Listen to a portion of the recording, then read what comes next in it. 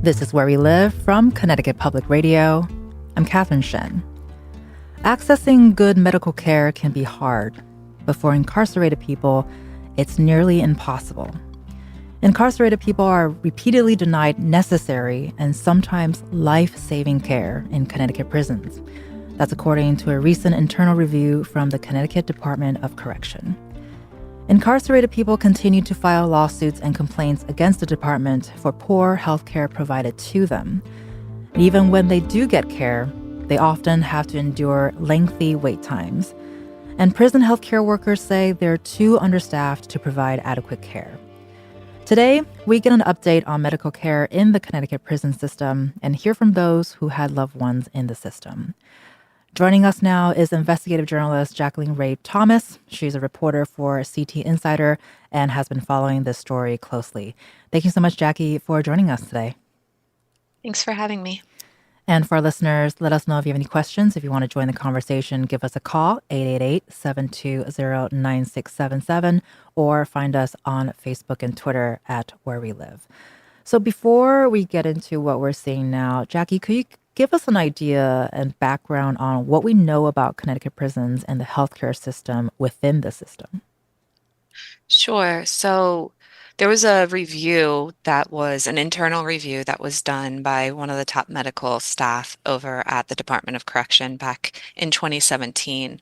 The Department of Correction fought for years to have it released to give a window into an otherwise pretty secretive system of how healthcare is being provided. And what you can see when you look at that is that, there's failure after failure. Their words were neglect, deliberate indifference, was the conclusion of how they characterized it. Folks like William Bennett, who had to be rushed to the hospital in respiratory distress and had an emergency tracheotomy to remove a tumor that was impeding his airway after the DOC staff denied his request for an appointment with an ear, nose, and throat doctor 7 months earlier. Bennett was not able to survive that when it was ultimately diagnosed correctly.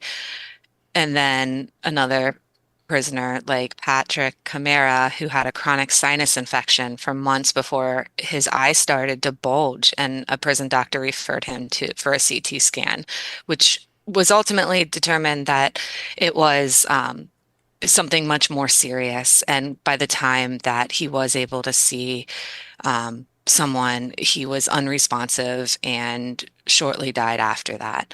And so, case after case, 21 of these cases, just failure after failure of the Department of Corrections medical services. And this was just a tiny window of a few months of seminal cases that they were looking at. Well, and we mentioned earlier that, prison healthcare workers have said they're severely understaffed. So do Connecticut prisons run healthcare in-house or work outside with healthcare vendors? What does that look like? Yeah, so back in 2018, following several years of budget cuts to the inmate medical services line item in the state budget, care started lawsuits started to mount, and more attention was being driven to just how poor of the outcomes were as these budget cuts were happening. And DOC, the Department of Correction, ultimately severed its contract with the University of Connecticut's health center, and that was a $140 million contract. So they used to outsource it to the state's public college system, and that also operates a hospital, and now they do it entirely in-house. And so the story that I wrote wasn't necessarily about whether one system who's managing it is better or not. I think what the reporting has shown that both systems are not running. We're not running great and are not running optimal. Well, and based on your reporting as well, Jackie, it sounds like a lot of medical issues that could have been addressed through preventative care or earlier care aren't being addressed, which is leading to medical emergencies. And it sounds like the number of medical emergencies have risen because of that. So does that sound right? Yeah, I spoke to staff who shared story after story about different types of lapses in care. Things like not having a CT, a place for an X-ray technician to operate if someone breaks a bone. So they have to go to a hospital instead, waiting, 3 years for an eye doctor appointment, which if I wear glasses. If I don't have my glasses, I start to get a headache. And there's other things that your mental health can suffer if you're not able to see correctly. There's downstream impacts on not getting the proper care that you need. I heard of being able to have enough space in the detox units to care for folks, as well as waiting 48 hours for certain prescriptions to come in because they outsource it to their pharmaceuticals to an out-of-state provider. And so, thing after thing, people are waiting really long t periods of time for especially specialty care. That's one of the things that is taking extremely long. And so dealing with delays and having a very limited way of getting that specialized care, what was the quality of care like once it was received? So I I didn't hear from any of the families that I interviewed. Um, I didn't hear from any of the staff that I interviewed, and I didn't see from any of the records that I read that once in front of a provider that the care was not great. What I heard was getting to that provider took too Mm, long. And it was a missed opportunity, and that providers are constantly putting out fires instead of dealing with preventative care. And so there's too many crises instead of really helping manage someone's diabetes, and that it soon becomes an amputation instead of, right. proper medical treatment. And with the short staffness, so what do we know about the medical staff in prison? We've seen the reports that's understaffed, but what does that actually mean? So it means that people are waiting a lot longer for care when there are 340 positions that are vacant on any given day. That's a Mm, lot. It's one out of every six medical positions in the DOC on, I think it was August 6th is the point in time that I was provided, was vacant. wow. Positions that have been um, needed, positions that have been identified as needing to be filled are not being filled. And when that means one out of every six medical positions in throughout your facilities are not being filled, I think it's pretty clear that Mm. there's going to be a problem. And I imagine that's a huge number for the system, and the range must be really wide. Can you talk about why aren't these jobs being filled? Sure. So, um, I interviewed a lot of folks who shared just how hard it is, um, to work in a system where you feel like you're one, not really set up for success Mm, all the time, and that you're doing the best you can with not having enough staff. And so when you have folks who are constantly having to deal with crisis, that's not necessarily maybe what folks have wanted to spend their time, because maybe they're not making as much headway on different aspects of medical treatment.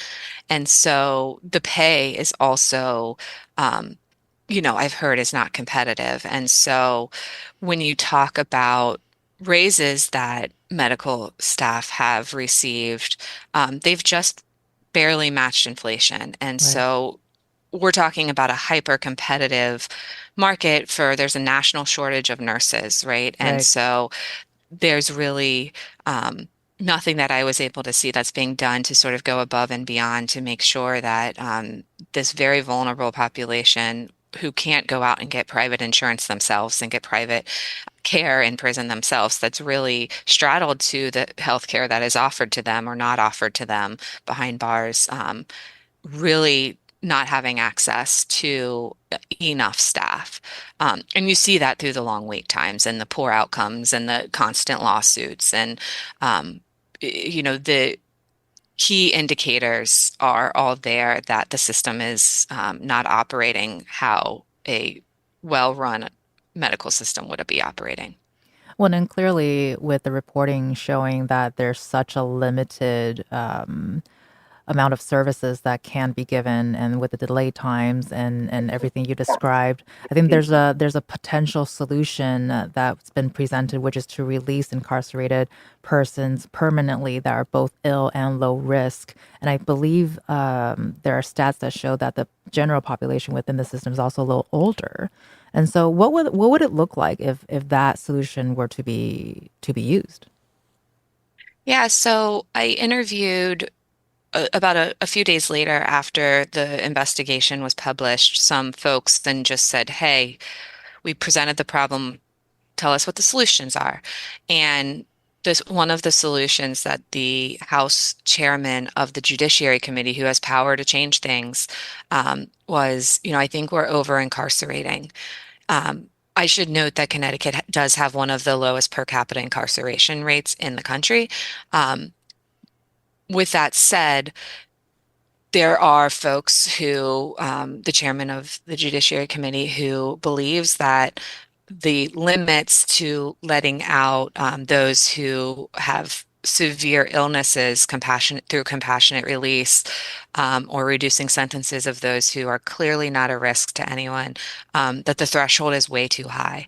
Mm, Um, and that right now the laws are way too broad and giving way too much discretion to the executive branch administration on how to sort of carry that out, and the Board of Pardons and Paroles and how to carry that out, and that it might be the mm, legislature's job to more clearly define who should be out on compassionate release. If you're in stage 4 cancer, are you really going to be a risk to the public, right. et cetera? Another avenue that Connecticut has taken, the only state in the country actually has opened a nursing home for or incarcerated folks to go to have a more compassionate release. And so that's another option that could actually save the Mm, state a lot of money, because right now the state can't get federal dollars for healthcare behind bars, with a minor exception right before pre-release. And so if you could get Medicaid for a nursing home for incarcerated folks, that would also help save the state money as well. But are you aware if there's movement to lower the threshold or look deeper into what would constitute compassionate leave for prisoners who, or for incarcerated persons who can? Yeah, so there was a pretty big issue with this came up during the legislative session last year when Governor Lamont, he there was an uptick after years of no one getting commutations. He there was the chairman of that who was leading that panel. There was a sudden uptick. And I think we're talking like 60, 65 folks who this panel had decided are no longer a risk. Their sentences should be reconsidered, and were released. Facing outcry from certain legislators, that chairman was replaced and a new policy was put in place that makes it much more difficult for those releases. And so that's sort of what's driving the discussion with the chairman of maybe we need to more clearly define in law Right. who should or should not be released, so there's not so much discretion there. And so, ahead of the program, we also spoke with Dr. Byron Kennedy, who's the chief medical officer at Connecticut DOC. And here's what he has to share about healthcare within the DOC. The dedicated professionals of the Department of Corrections Healthcare Unit strive to provide quality care on a daily basis to more than 10,000 individuals under our supervision, many of whom have limited access to health services prior to being incarcerated. One example of DOC's Health Services Unit's efforts to improve the quality of care it provides is the implementation of a screening program for colorectal cancer. The program, which was implemented back in 2023, was the first of its kind in the nation. Several other correctional agencies have since followed our lead and begun similar programs in their respective states. Perhaps the most notable example of our care for our staff provided was during the global pandemic. despite the added risk of individuals, many of whom had several comorbidities, living in a congregate setting, the morbidity rate of the incarcerated populations was significantly less than that of the general population.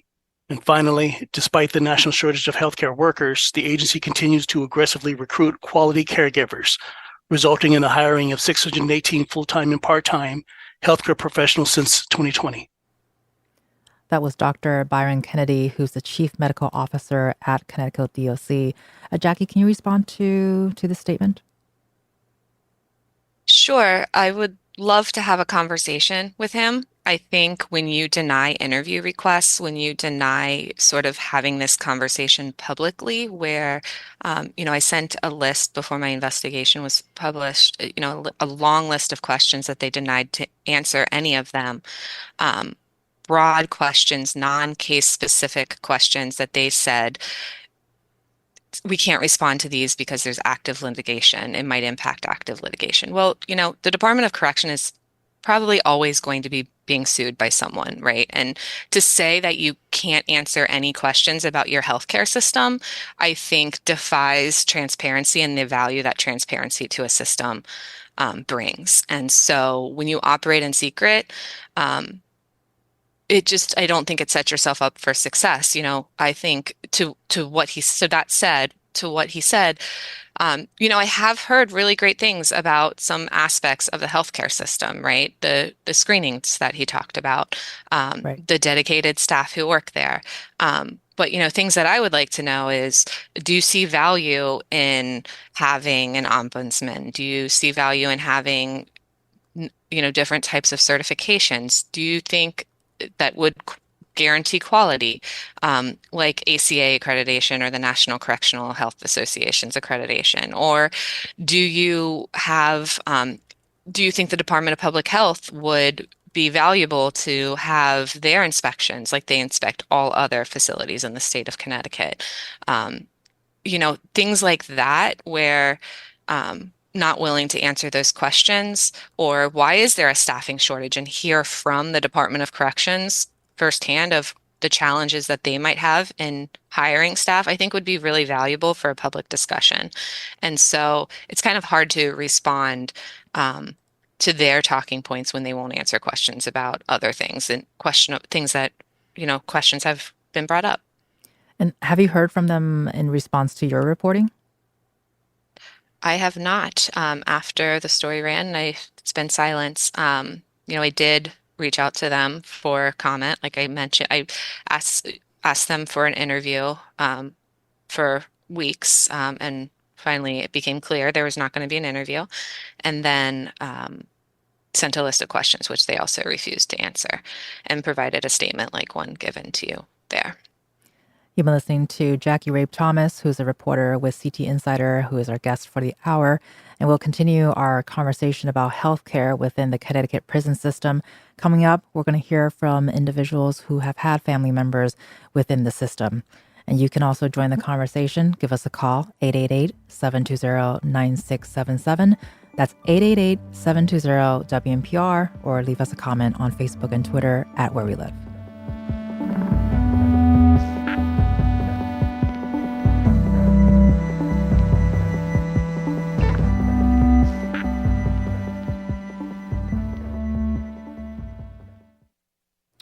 This is Where We Live from Connecticut Public Radio. I'm Catherine Shen. Today, we're hearing about healthcare within the Connecticut prison system. Joining us now is Beth Ann Rovelli. Her nephew, Francesco Rovelli, was in Hartford Correctional and died earlier this year at 34 years old. He had pneumonia. Beth Ann, thank you so much for joining us today on Where We Live. Thank you for having me. And still with us is Jackie Rabe Thomas, who's a reporter with Hearst Connecticut Media Group. Beth Ann, we'd love to have you start off by telling us your story about your nephew and what led to his death. Frankie was 34 years old. He was in Hartford Correctional, and it started off with just a cold, and it progressed pretty quickly. He had called and let me know that it was getting worse. And I told him to go to the medic, immediately request to see the medic. It was another day or two before he could see the medic. And at that time, he was coughing up blood. He had, it was coming out of his nose. It was coming up from him coughing. They gave him a Motrin and sent him back to his cell. So the next 24 hours consisted of him. He couldn't get out of his bunk. His cellmate was, yelling for the guard for 8 hours. The whole pod was refusing to comply to commands because they wouldn't take care of Frankie. They finally, after 8 hours of this kind of commotion, they attempted to take him to the medic, and he collapsed on the way to the medic and was rushed to the hospital and put on life support. So I never even got to speak to him after that point. They didn't even call me about it. I'm his emergency contact. I'm his healthcare proxy. The way I found out about it, I thought it was unusual because he calls me numerous times a day. He knew I was worried that he was sick. And it was a whole day period where I didn't hear from him. I called the prison system, I called Hartford HCC, and I couldn't get any answers. I called until 8:00 at night, and then I received a phone call from his cellmate's wife. They found my number in the cell, and she was the one that alerted me. January 10th. And you have not been able to connect with Frankie or anyone to get updates about him. And by that point, you did get to the hospital during this time. Can you describe what did you see at that time? When I got to the hospital, in my opinion, I was treated as I was an inmate. They wouldn't let me in at first, even though I was his emergency contact. When I got there, and I finally got in after, some crazy things happening, I got in, and he was on life support. He was handcuffed to the bed. He was sedated. He couldn't move. It was he was full of tubes. He was on 2 breathing machines. He was near passing when I first got there. That's how bad it was. And were you allowed to stay with him then? After it took me approximately 4 days to be able to get in to see him more than an hour. They were limiting me to an hour. They wouldn't allow me to take my phone to update family members. It was as if, as I said, that we were in prison with him. They would refuse to unshackle him, even though the nurses explained to them that there was no way under his sedation he could sit up, get up. They still had him handcuffed to the bed. And after that 4-day period, I went through living hell, lack of a better word, to get them to allow me to stay all day and to the point where I could stay as much as I wanted. But it was a nightmare of how I was treated as well. And I believe Frankie was on life support for 3 weeks before he died, and he was unconscious and unresponsive. Did the physicians you speak with or you spoke to, did they talk about or speculate what would have happened if he did receive care earlier? It should have never gotten this bad. And when they found out, got that bad, excuse me, when they found out the missed appointments he was in. When they found out that he was given a Motrin after he was coughing up blood, right, they were just flabbergasted, because Motrin, that's not a drug or a pill that you give to somebody that's bleeding internally. So it should have never, it was a regular case of pneumonia, should have never gotten this bad. By the time he got there, as I said, he was unable to even sit up in his bunk.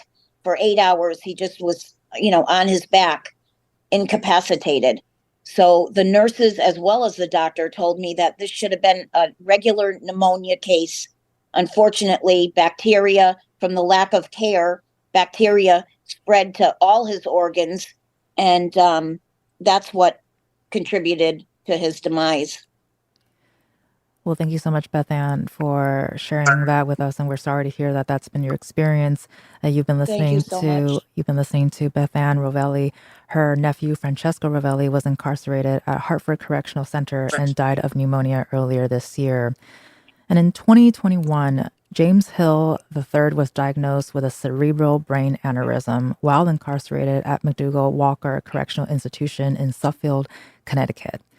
At the time of the diagnosis, the aneurysm was stable, but in June 2022, doctors recommended he have it treated to prevent a rupture. He never received treatment, and James died in January 2023. He was 45 years old. And joining us now is his sister, Tanisha Hill. Tanisha, thank you so much for being with us today. Good morning. Thank you for having me. Tanisha, can you tell us a little bit about your brother? Yes. Good morning. Thanks for having me. But I want to start by clarifying the news report. Sure. The news report claim was false.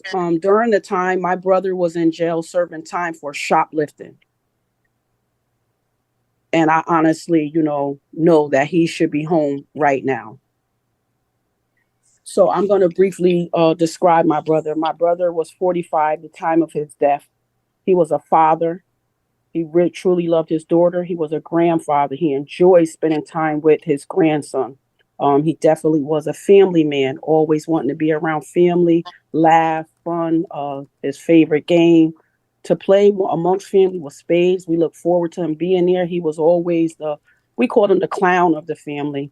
He loved the Raiders football team. He just was a loving person. I just want people to know he was a loving person. And Tanisha, how did you find out he was hospitalized? I actually found out my brother was hospitalized from a nurse. I was just home relaxing, probably like 9:30 at night, and a nurse from, I believe that was St. Mary's Hospital, called me and asked me, was I aware of my brother's condition? And I was like, well, my brother's in jail. She was like, well, no, he's here at our hospital, and we are about to perform an emergency surgery. And I'm like, what? Now I sit up because I'm confused. So I was like, okay, what do I do next? She said, no one from DOC called you? I said, no one. She said, are you sure? I said, I'm positive. She said, well, I'm just letting you know that your brother is about to go into emergency surgery. So immediately that's when I called DOC, and I constantly got transferred to other departments.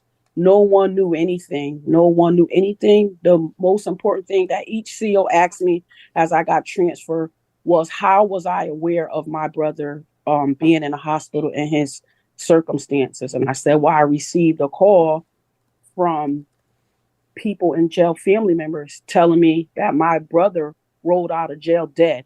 That's what, when I got calls from inmates' family, they was like, yo, your brother left here. He was dead. He wasn't moving. He wasn't breathing. So now I'm calling. Finally, I get to the warden, and the warden just passed it along to the nurse. The warden was like, well, I'm not fully aware of what's going on with your brother, but I'm going to transfer you to the nurse. I got to the nurse. The nurse, the first thing she asked me was, how are you aware? Who told you this information? I said, miss, I just want to know what is going on with our brother. She said, well, I won't be able to tell you anything until the end of the shift. At 7, I said, you mean 7 p.m.? At this time, it was like 8 o'clock in the morning. She said, yes. She said, so I won't have any information until the end of the shift. I said, miss, I need to know something now. She said, I have nothing to tell you because I didn't get the full report.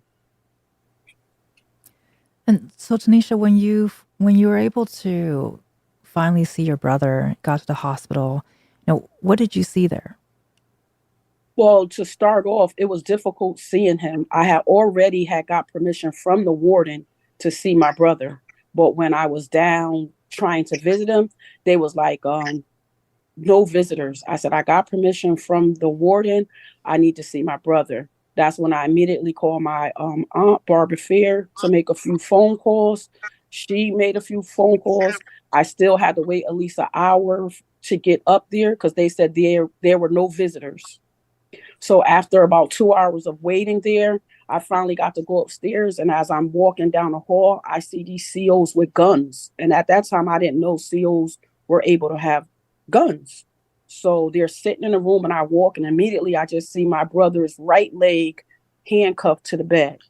So I'm crying. I'm really crying because me in the health field, I know what death looks like.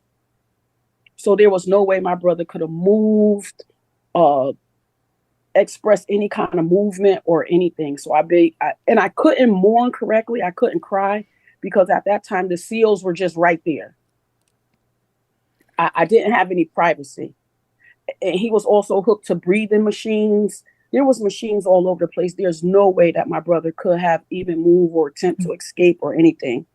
So I began to just hold his hand, and I rubbed his hand. It was cold. I'm looking at him, and I'm alone at this time. So, my family members are calling me, what's going on? And I couldn't really express what was going on because at that time I really didn't know. My brother was just laying in bed, and like I'm saying, he was dead. I worked in the hospice unit at the VA hospital, so I know what death looks like. And I asked, my mother and father are passed away. So the last immediate family I had were my children. And I said, can my son or my daughter come up here to comfort me? They was like, no. So I began to just hurt even more. Like, how can I go through this alone by myself? And like, I just want to repeat, the SEALs were just like right there. I had no privacy. I had no privacy at all. Well, thank you so much, Tanisha, for sharing that with us. And Jackie, I want to bring in Jackie Rape Thomas, who's the reporter for CT Insider and has been following this story. Jackie, can you respond to what we've heard so far from Tanisha and Beth Ann? Are cases like this common? Because it seems like it has echoes of what you shared with us earlier in the conversation. Sure. It's hard to know just how long wait times are for different types of services, because things like the electronic health system, record system that would be able to provide that window, aren't, openly and readily available. There's not oversight of the system to be able to see sort of how systemic some of these issues are. So we're left with anecdotes, which are really powerful, that show a story of these seem like systemic issues, without being able to see things like how common these situations are, whether they're outliers or the norm. Right. I think the stories that we're hearing are unfortunately too common, as well as not being able to provide the sort of the systemic review. When the Department of Correction has hired outside folks to do a systemic review back in 2021, many of the things that you've heard so far, by these two families have verified that it is a systemic issue, that there are long wait times, there isn't a functioning electronic record system up and running. There are many, many problems with the system.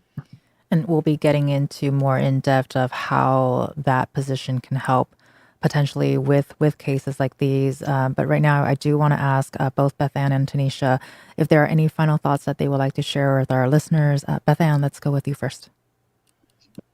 I just want the listeners to be aware that the Connecticut prison system needs to focus more on the inmates and their health care.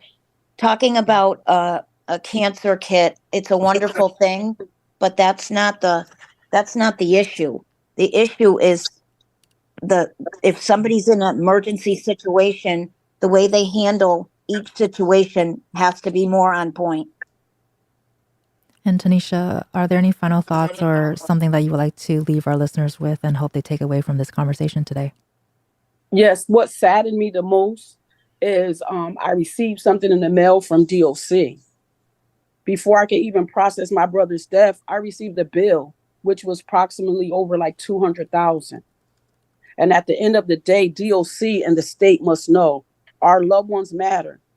I truly can't believe they sent me a bill, but no sympathy, no empathy, no nothing about what I was feeling or even my family. and I did not understand the bill. The bill it wasn't even in my language. It was death. It was a death sentence that was not explained to me, but I was sent a bill. That's what hurted me the most. I really thought it was going to be like a letter, sorry for your loss. You know, we cared. It was just a bill. It was 4 pages, a bill. Well, thank you so much, So, Tanisha, for sharing that with us. I'm not sure, Jackie, is that something that you can respond to? Is that something that you've heard from any of your stories that you've had with the families? yeah, so prison liens are what they're called, essentially any future earnings from, lotteries or inheritance. That's a big issue that is being addressed actually in court right now. There's a federal lawsuit to tackle that very issue that those who are incarcerated are not sort of set up for failure when they leave with this huge prison debt. And so there was a minor tweak in the law 2 years ago, I think it was, that addressed a little bit of this issue, but it's a very real issue that people face when they leave of leaving with debt that they have to pay back for Right. their sentence. And are you aware if there's any movement to change that? I think the lawsuit would make the legislature change. Got it. Thank you so much for responding to that. You've been listening to Jackie Rape Thomas, who's a reporter for CT Insider, and she'll be staying with us. And earlier, you were also listening to Tanisha Hill and Beth Ann Rovelli. Tanisha and Beth, thank you both so much for joining us today and sharing your story with us. We appreciate it. And coming up, we will hear about gender-affirming healthcare in prisons. Let us know if you have any questions. Join the conversation, 888-720-9677. Or find us on Facebook and Twitter at Where We Live.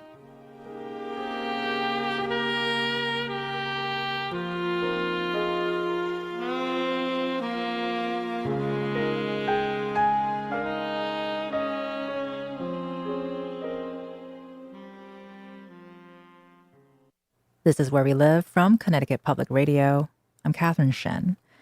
The U.S. District Court recently ruled that transgender people incarcerated in Connecticut are entitled to gender-affirming health care. But as we've heard this morning, getting any type of health care when in prison is challenging. Joining us now from the ACLU Connecticut is Alana Bildner. She's a senior staff attorney. Welcome to the show, Alana. Thank you, Catherine, and thank you for talking about this. We need to talk about people in prison and our prison system. Well, thank you for joining us this morning. And also still with us is Jackie Rape Thomas, who's a reporter for CT Insider. And Jackie's been following this story very closely. And listeners, you can also join the conversation. If you have any questions, let us know, 888-720-9677, or find us on Facebook and Twitter at Where We Live. So, Alana, you've been listening to the conversation this morning. Can you respond to what we've heard from Jackie and family members earlier, and also what you're seeing in regards to healthcare in prison? Yeah, of course. Thank you so much, Catherine. I mean, honestly, these stories are heartbreaking.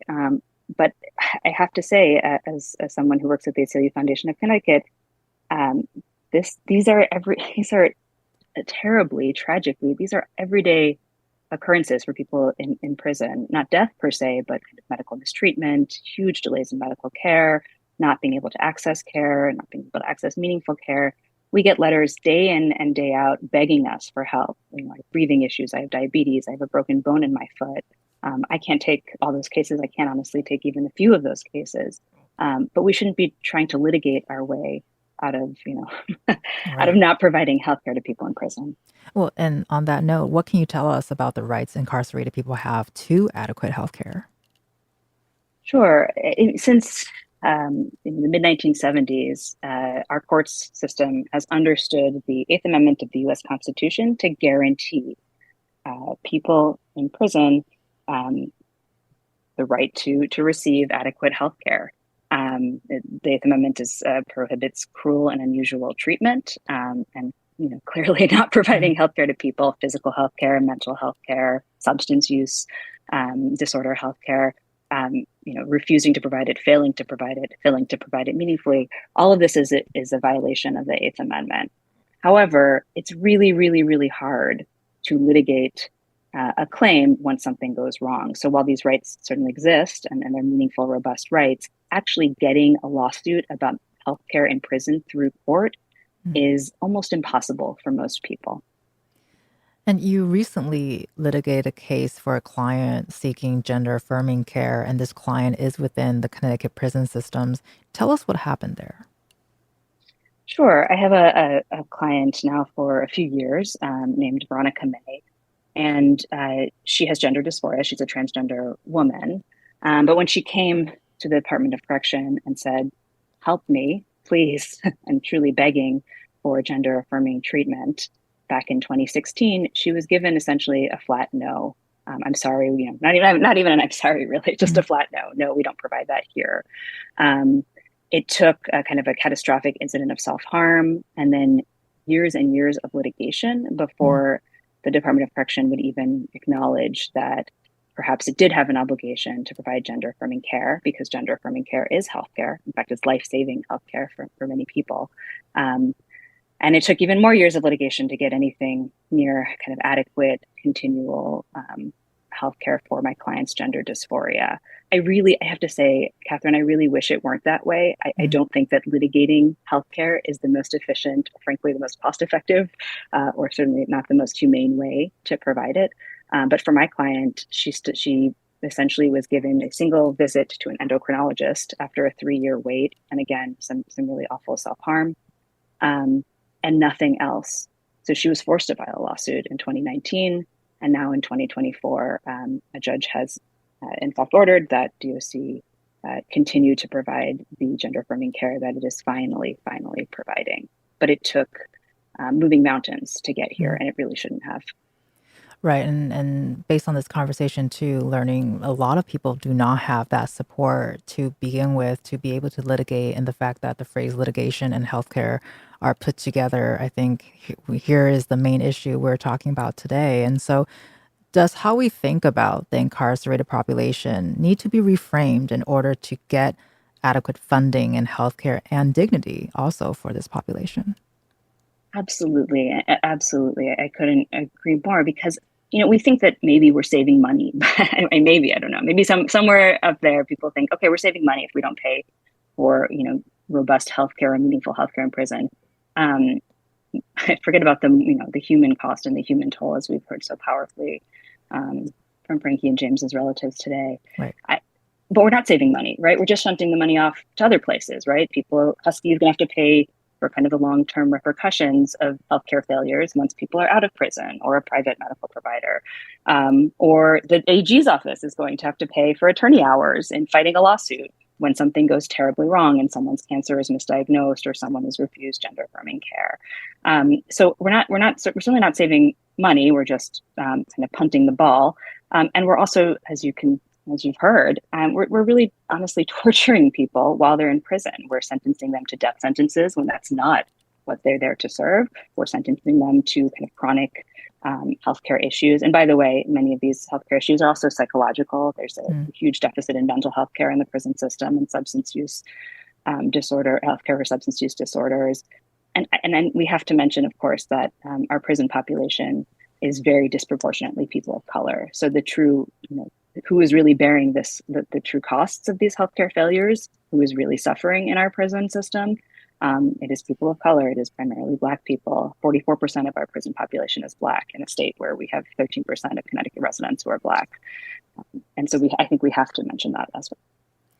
And Jackie, we've gone through a very wide range of issues within the healthcare situation of how, what kind of healthcare can people get if they can even get it. What has the Department of Corrections said about this recent court decision and also access to gender-affirming care in Connecticut prisons? So the Department of Corrections is not answering questions. So, we're left to understand what they said in court and what their reasoning was. And I unfortunately just didn't have the capacity to cover that case. And so I would leave it to them to those documents to look for what their position was. Well, and earlier we had talked about a position that could help incarcerated persons to receive health care. And that person, last week, Governor Ned Lamont named civil rights attorney Devon Ward as the new ombudsman. Can you tell us what this position can do and what we might expect to see here. Sure. So let's keep in mind that this is one position overseeing a system that incarcerates on any given day about 10,500 people. And so when I interviewed Devon Ward about this position, he said that he envisions a ombudsman's office that has more than just one person. One person taking on the system is a really hard task for someone. But with that said, the ombudsman is able to directly get complaints from those who are incarcerated. He's able to investigate them, kind of get a peek behind the window of what is or isn't being able, what is or isn't available, both at the systemic level as well as the individual case level, and try to mediate some of those complaints as well as push for systemic changes. He will be the voice before the legislature to show what kind of care is being provided. With that office comes a level of clout when he comes before the legislature, and a voice of authority of here's what is happening, here's what my review shows is happening, and here's what you can do to change that. He comes from a position of someone who has had family in the system. His brother was incarcerated when he was in high school, so he's seen firsthand how the system operates, as well as he spent years actually filing lawsuits against the state and successfully winning millions of dollars for people and their families who did not receive adequate care while incarcerated. We've got about a minute and a half here left, but Alana, I do want to ask you, especially earlier, we were talking about changing our perspectives of how we view incarcerated people. When you do hear people express sentiments like "don't do crime if you can't do the time" in response to the lack of healthcare, how do you respond to that? Yeah, I think, look, some of us in Connecticut, myself included, are fortunate enough not to have been incarcerated ourselves or have loved ones or friends who have been incarcerated. But that might be my reality, but that's not the reality of most people. And quite frankly, the repercussions of these failures do fall to us as a society. So even if you're not, concerned on a person-to-person level about, what we're doing behind closed doors, behind locked gates, to people in our prison, the 10,611 people in our prison system, you might be concerned when they come out and they're trying to be productive members of society, and they're dogged by these, the psychological after effects, or just the physical after effects of all of these massive healthcare failures. So I think it's inevitable that we as a society do bear the costs, and we do bear the toll when people come out, and we failed to treat them like people when they are incarcerated. And I really would hope that people would be incentivized to do better. We just have to do better as a state. Well, thank you so much for sharing that with us. You've been listening to Alana Bildner, who's a senior staff attorney at the ACLU Connecticut. Thank you so much, Alana, for being on Where We Live today. Thank you so much for having me. You're also listening to Jackie Rape Thomas, who's a reporter with CT Insider. Thank you so much, Jackie, for being with us today as well. Thanks for having me. I'm Catherine Shen. Today's show is produced by Tess Terrible and Chloe Wynn. Our technical producer is Eugene Amartruda. Download Where We Live anytime on your favorite podcast app. And thank you so much for listening.